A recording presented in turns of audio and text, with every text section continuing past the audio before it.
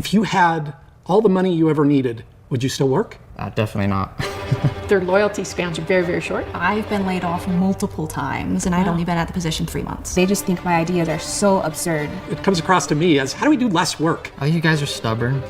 Because we use technology for a lot of things that we're lazy. I'm not sure you value how hard you have to work. What's the worst thing about my generation? And motherfuckers need to understand, motherfuckers in my generation is not working because they lazy. That's not the case at all. It's not that the younger generation don't want to work. A lot of them are becoming misunderstood. You know how the older generation used to always say that the younger generation don't want to work. But that's not the case.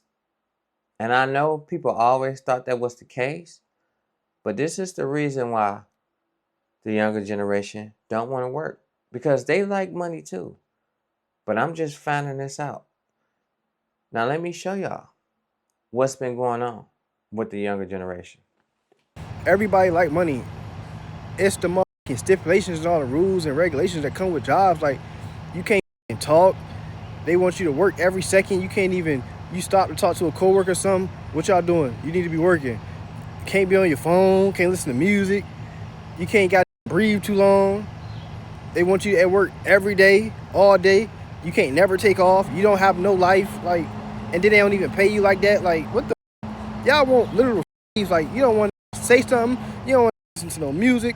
You don't want to conversate. You want there every day on time. Like, he ain't got no other job. He can't ever call off. Or you thinking he lying or some bullshit, man? Nobody trying to go through all that. That's why nobody want to work them weekend jobs. Like, they be wanting motherfuckers to do all that for $16 an hour every fucking day.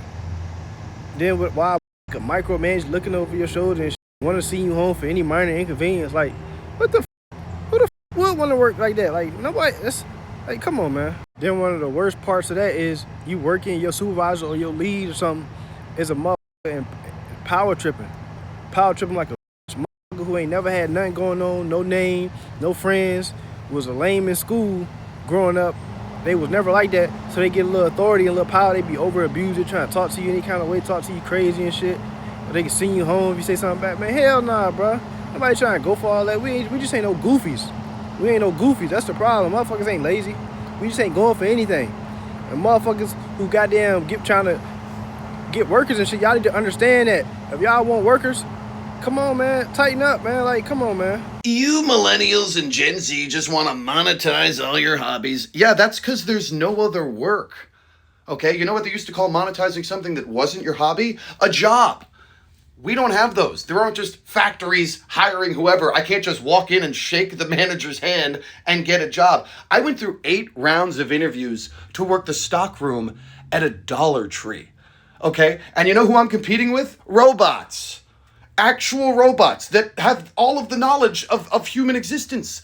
And they don't take breaks. They don't take vacations. I have to compete against cyborgs to get a job. So yeah, I'm going to monetize what I can. I'm going to do whatever I can to not... You want me to just starve? Would you prefer if I just starved? Otherwise, I'm going to play with a puppet in my closet. That's what I do. That's what you've left me. That's what you've left me, boomer generation. Thank you. Thank you for that. Oh, a house? That's a distant dream. That's a fevered dream of a mad Gen Z or millennial. Good luck. Thank you. I'm going to keep doing what I enjoy. Gen Z has it better than boomers by 1,000 miles. Thank you. Like, I'm aware of what inflation is. Can you please tell them about when you couldn't get gas in America in 1970s? One of our biggest vulnerabilities in America is too many consecutive years of prosperity. When you're in the roaring 20s and you're out every night and drinking and everyone's bawling, and then the next decade is a world war and the Great Depression, you went from champagne nights in Manhattan to not having bread. You reset your shit. Yes. And so what's happening is I can't blame anyone under 50 in America because it's been cruising the whole time. And then when everyone's mad at Gen Z, I'm like, when they got out of school, the government printed money and gave them money to stay home during COVID. It f***ed them up. When you hear people complaining about what's difficult, you laugh to yourself. You're like, that would have been a walk in the park. And oh, by the way, when you used to complain about when you were 20, your grandparents were like, shut your mouth. I believe that everybody would be much happier if they understood history. Absolutely. If they It's crazy because they keep screaming nobody wants to work anymore, but then you have to quit your job just to get a raise. Like, for real, the job you are currently at will not give you a substantial bump in your salary in most situations. If you need a jump in your salary, you're going to have to leave the job you at and go get another job, even if it's doing the same exact thing. And that's a crazy reality, as they're saying, oh, people don't want to work. Y'all aren't paying people. Most of the jobs, like the pay increases they give, are too small to keep up with inflation.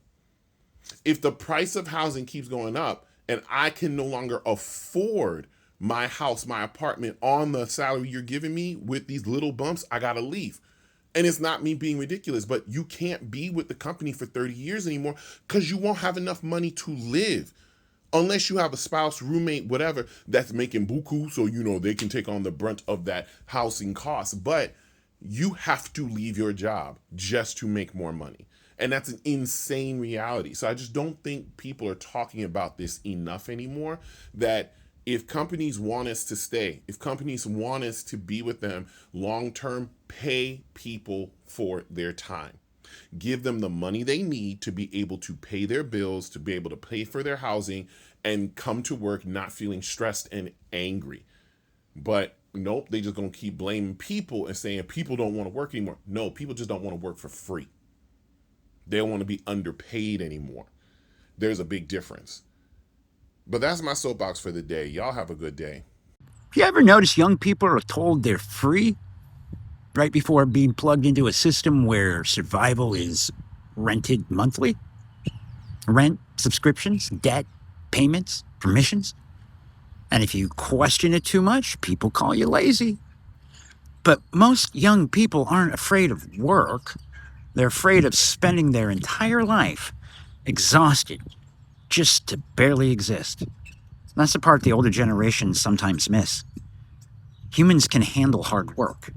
What destroys people is meaningless work, tied to endless pressure, with no emotional horizon.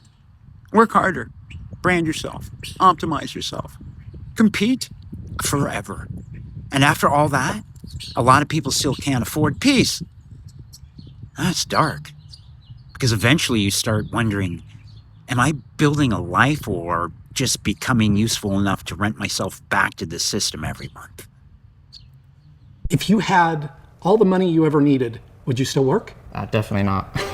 Their loyalty spans are very, very short. I've been laid off multiple times, and I'd only been at the position 3 months. They just think my ideas are so absurd. It comes across to me as, how do we do less work? Oh, you guys are stubborn. Because we use technology for a lot of things that we're lazy. I'm not sure you value how hard you have to work. What's the worst thing about my generation? Can Gen Z and baby boomers get along in the workplace? To find out, we paired 6 strangers back to back for an unfiltered conversation about work culture. What misconceptions do you think people have about the way your generation works? Well, I think the easy one is Gen Zers can be seen as lazy or not willing to work as hard. And that technology is doing all the work for us, which I don't think is the case. Kind of like a get in, get out mentality of like, I'm just here to get money and I don't care about anything else. I think it's just a little bit of a pushback against like companies that ask for a lot more work for the same amount of pay. I don't feel like Gen Zers are lazy at all. I think they're full of ambition, but it's just in a different way. It's maybe more myopic. I don't know, like, not what's good for the company, but what works for me. The boomer generation and older people tended to place more emphasis on work and position and promotions and those kinds of things. I think the work-life balance is a little different now. And we were like growing up, we were able to see that in our parents and grandparents and just how much they worked and how much stress that they were under. And I think a lot of us just don't want the pressure of that. We, as Gen Z, have a fear of being given way too much if we express too much curiosity and intelligence, I guess. And so I understand where like our fear is with that. I've seen that just as being female. Women feel like if they say no, that it's going to hurt their career. And so they say yes, yes, yes, yes, yes, yes, until they have way too much on their plate. It's very important to learn when to pull back. Probably nothing drives a boomer more crazy than when a younger person grabs the mouse or grabs their phone and says, let me do this for you. Someone said to me, no one would expect you to know Excel as well as you do because of your age and your gender. Really? They said that to your face? Yeah, but it was just in fun. Gen Zers might not see that baby boomers do want to move forward with technology. We should probably be a little more patient and understanding, like you said, like we grew up with this technology, and you guys like it came in the middle of your lives, and you've had to like adapt to it. Do you believe loyalty exists in the corporate world?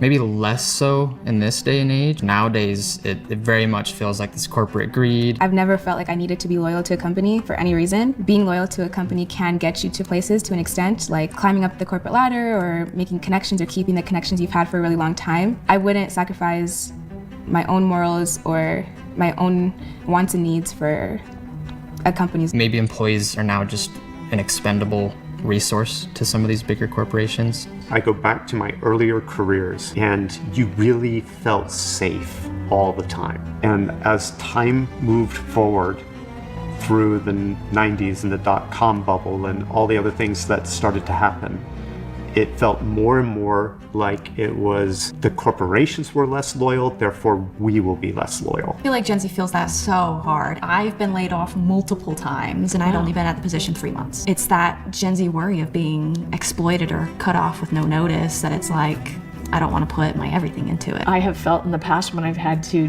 give a name and have someone laid off that I've been disloyal to that person. Yeah. And it's painful. I think Gen Z looks at layoffs as a lot more of an evil. You know, why can't that company be loyal to these employees?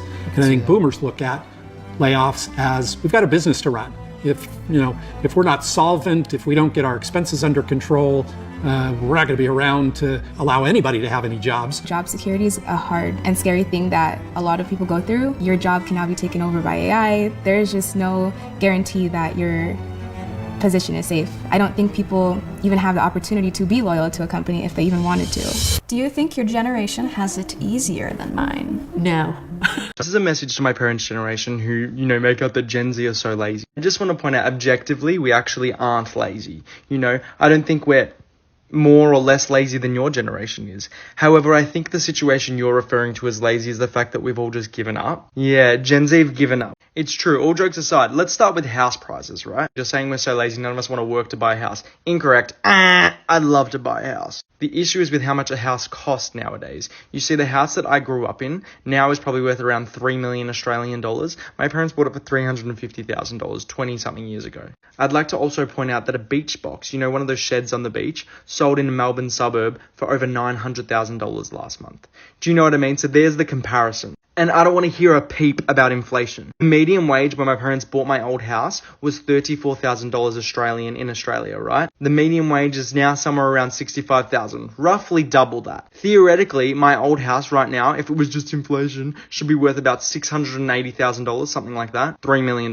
And I don't want to hear any peep about, but it's easier to get a loan from the bank now. Incorrect. It was actually much easier back then to get a loan, at least in Australia, because banks wanted people to sign up to their bank. So don't fucking at me. Gen Zs are not lazy, despite that popular narrative. In fact, Gen Zs are young, hungry, and will work incredibly hard if they deem that work worthwhile. The real problem with Gen Z is that they are incredibly impatient. And can you blame us? Yes, I am part of Gen Z, born in '99, a bit on the older side.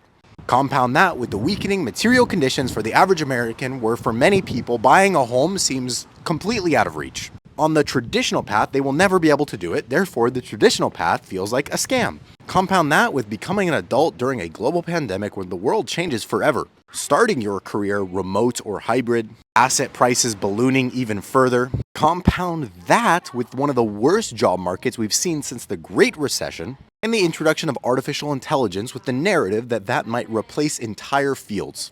And lastly, compound that with the introduction of gamble on everything. Prediction markets, sports betting, the popularity of options trading, crypto, forex, all that can be done on your phone. Gen Z does not have a laziness problem. They have a prioritization and a focus on task over time problem. Despite my luck and privilege, which I cite as being a very large part of my success, a huge contributing factor to it is that I've always been playing games for decades. I wasn't expecting a payout in 2 years, or 1 year, or 6 months. For some people who feel like they need to get rich by tomorrow, durable value still exists. And in my opinion, it's found in the places for where it's existed for thousands of years. So if you're a Gen Z who's watching this, it's important to not only not be lazy and work hard, but also to focus. Telling me a car's necessary? Of course it's necessary. Why? Because we live in an era where cars are necessary to get around. Why?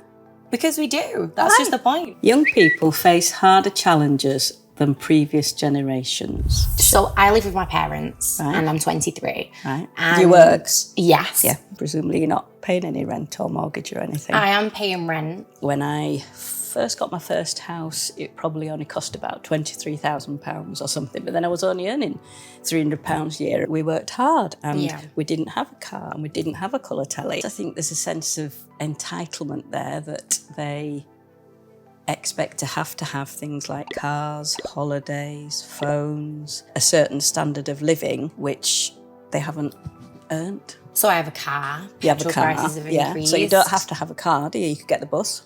Okay, yeah, but that's how I choose to spend my money. Exactly, but then you're saying that you don't have enough money because that's your choice as to what you spend your money on, as to what you see is necessary. Prices So you're telling me a car's necessary? Of course it's necessary. Why? Because we live in an era where cars are necessary to get around. Why? Because we do. That's Why? just the point. So what other alternatives are there then? Well, you're missing the point. We didn't have a car the until... world's evolved from then Yes, to but now. you can't manage without a car. You know what just kills me about the boomer generation? My clients that are the older boomers, they will complain bitterly about how none of the younger generation wants to work. And I'm telling them, yes, they do want to work. They just don't want to work for you. They don't want to work for $10 an hour. Like, if we had options at our age, we wouldn't have been working for no $10 an hour. We wouldn't have been slinging hash in the restaurant. We wouldn't have been setting tobacco plants in the middle of August summer of Kentucky. We would have been doing nothing but doing TikTok shops and freaking flipping things that we bought at the Goodwill and selling them on eBay. You know it's true. I know it's true. Why are you complaining about these younger generation? They've got options. They've got options that we did not have. When we were growing up, the internet hadn't even been invented yet. Nothing. That's nothing. Not cell phones. None of it was invented yet. We had to go out and figure out how to make our own money, of which everybody complaining didn't do because they got married young and their husbands did the working while they stayed home, had the babies, and raised the families. So I tell them, no, the young people are not lazy. They have options. If we had the options that people have nowadays to work and make money online, like while you're sleeping, selling stuff on Etsy and eBay and you name it, I'm like, oh, nah, they've never seen the whites of my eyes. None of those hateful bosses. No, ma'am. I'm at the tail end of the boomer generation, and I feel I have had the best of both worlds because I've got the mentality of the younger folk with the hustle and the drive of the younger folk, but with the wisdom of the older folk. However, now, my older boomer clients, a lot of them, they can't even work their cell phones without getting a granddaughter involved to order off of Amazon. And I'm like, so don't even be complaining about the younger generation when you can't even work your cell phone. Y'all be shamed. Well, Gen Z is pissed at us boomers, and I can't say that I blame them. There was an article that came out the other day that said you would have to have 5 minimum wage jobs to live in Austin, Texas, to afford the rent there. It's ridiculous. So those of you who say, well, back in 1980, I made $15 an hour and I bought a house. Well, guess what? Adjusted for inflation, your $15 an hour that you made in 1980 would now be over $112,000 a year. You know, most young people I meet, they want to work. A lot of people say, oh, the new generation doesn't want to work and they're lazy. No, that's not true. They're smart. They just don't want your crappy $15 an hour job. Now, I'm not here to give any answers, but I'm just saying, I feel you, Gen Z. On the other hand, that one young kid who told me yesterday and commented that I shouldn't be on TikTok, get off my lawn, you little fuck. If independent was a generation, it would definitely be Gen X. Why? We've been on our own since we were 6 years old. At 6 years old, we had a key to the house, letting ourselves in, cooking grilled cheese sandwiches by yourself, doing your homework, in front of the TV, watching cartoons. You better not burn the house down, and you better not open that door. At 6 years old, we could ride our bikes to the other side of town with no cell phone. Parents don't know where you at. They didn't even care. All they know is you better be back in this house before the street lights come on. By 8 years old, you know how to write a check at the grocery store. By 10, every Gen Xer I know had 2 jobs. Mine was delivering paper and cutting yards. We ain't no Google tell us stuff. We had to read, go to the library, look through the card catalog. If people had money, had Encyclopedia Britannica. Either way, we had to read. What no punching in no address and it tell you how to get there. We had to learn how to read a map. We the generation of taking shit apart and putting it back together. I was driving to the store at 9. Don't put a Gen X in charge, because we taking over. This message is for Gen Z. We baby boomers, we screwed you guys over big time. You either come from two kinds of households. One like ours, where my husband and I acknowledged to our kids that we really screwed them over. Life was a lot easier for us when I was a kid financially. Or you come from the kind of household where your parents or grandparents are like, you think you had it bad, look at how bad we had it. So I looked some stuff up. In 1973, when I was a kid, and my dad was a factory rat, he worked a machine making toilet paper. The price of a house compared to your average median income was a ratio of 3 to 1. And in 1973, home ownership was a standard milestone. Okay. Today, the price of a house to the income ratio is 5 to 2. And owning a home is a major financial hurdle. In 1973, a middle-class family could afford to raise 3 children on a single income. And after paying their house payments, their health care costs, and taxes, they were still left with 50% of their discretional income, like our family. That's how we were able to afford a built-in pool and go to Disney World and all sorts of things. Today, after paying these 3 things, house payment, health care, and taxes, it eats up 75% of your discretionary income. And providing a family of 3 children a comfortable lifestyle is now considered a high income luxury. And speaking of college, in 1973, you could work a full-time summer job and pay off an entire year of college and room and board and books. Today, we're leaving you with decades of debt. Speaking of healthcare, up until 1973, when President Nixon and Republicans passed the HMO Act of 1973, healthcare companies were nonprofit. We barely paid that much in healthcare premiums each year, and we had virtually no out-of-pocket costs. Today, paying for healthcare is the leading cause of bankruptcy in the United States. And here's one more fun fact. In 1973, the cost of a new car cost roughly 26% of your annual median income for a middle-class family. Today, it's 60%. We screwed you guys over, passing Citizens United, union busting, allowing healthcare companies to become for-profit, and so much more. You're not going to hear me tell you guys you have it easier than I did. I had it a lot easier than you guys have it. And from me to you, I am so sorry about this, and I'm fighting to change this. So they came out and announced that the housing market in the U.S. is the most unaffordable in American history. And I know a lot of people, they give Generation Z a hard time, but this is why I don't knock Gen Z. And it's because they inherited a rigged game. People like to talk shit and say they lazy, which I know a lot of them are. But at the same time, no matter how hard most of them work, they never gonna be able to beat the system in this economy because they gotta work 5 to 10 times harder to get the exact same life that their parents and grandparents had. And I remember talking to my uncle about this, right? He was telling me how he got his first apartment in the 80s and he had no roommates. And he was telling me how his rent was $300 a month. His car note was $75 a month. He said he was making around like $1,800 a month. He said you could get a brand new car for around $5,000. So only making $1,800 after expenses is paid, he still got over $1,000 a month to save. Now I know a lot of people, they're gonna hear that, right? They're gonna be like, well, $1,800 a month in the 80s, that's a lot of money. That's only equivalent to around $65,000 to $70,000 a year. While those same expenses that I mentioned, they done 10 to 20x in some cases. So even while that person today who's making 65 to 70,000 making more money, their buying power is much weaker. So their savings is still going to be lower than that person that was making less in the 80s. Do people not understand how ridiculous that is? Which is why, in my opinion, we don't give boomers enough flack. Because after World War II, right, they inherited a booming economy, cheap education, strong union, rising wages, and they had affordable housing. It was a period of time in America, right, where you could work at a factory, have a family of 5, and be able to buy a home and to afford to maintain this home.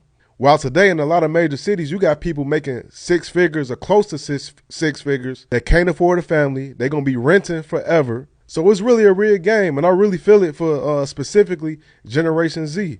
So the reason why the younger generation gets misunderstood on why they don't want to work or not, it's not that they don't want to work.